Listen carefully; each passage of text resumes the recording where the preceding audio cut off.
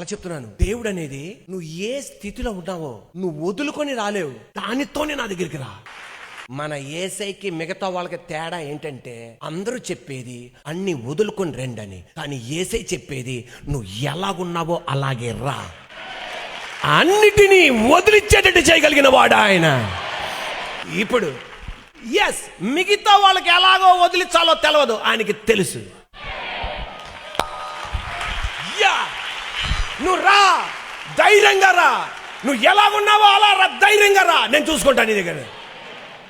Yes, ready. తాగేసి సర్వనాశనం చేసుకొని, బిల్డింగ్లు పోగొట్టుకొని, బంగారపు షాపులు పోగొట్టుకొని, అన్నీ నాశనం చేసుకున్నాక అప్పుడు ప్రభువా నేను పాపిని అని ప్రార్థన చేసే దానికన్నా నేను తాగాలి అన్న తలంపు వచ్చింది చూసావా, అప్పుడే ప్రార్థన చేసేయి.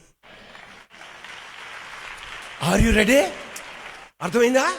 నా దేవుడు ఎక్కడ సర్వనాశనం అయిపోయినాక, ఇన్ని బాధలు పడినాక నువ్వు ప్రార్థన చేసినప్పుడు సాయం చేస్తాడు.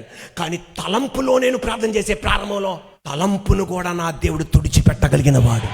ఆ తలంపుల్లోనే నా దేవుడు అద్భుతం చేయగలిగిన వాడు. ఆ తలంపులోనే నా దేవుడు డీల్ చేయగలిగిన వాడు.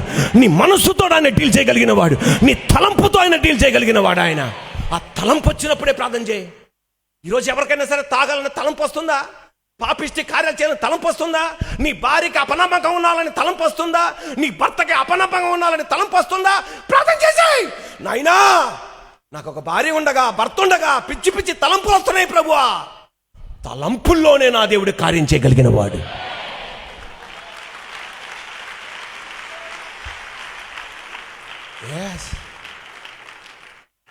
నీ స్నేహ సంబంధాల్లో ఎవరన్నా మోసం చేయాలి అని వాడిని మోసం చేసి గుంట్లో పడేసినాక నువ్వు ఏడ్చేదానికన్నా, అయ్యా ఆ తలంపు నాకు వస్తుంది అయ్యా, తలంపులో నేను ప్రార్థన చేయి, తలంపు తీసేస్తాడు.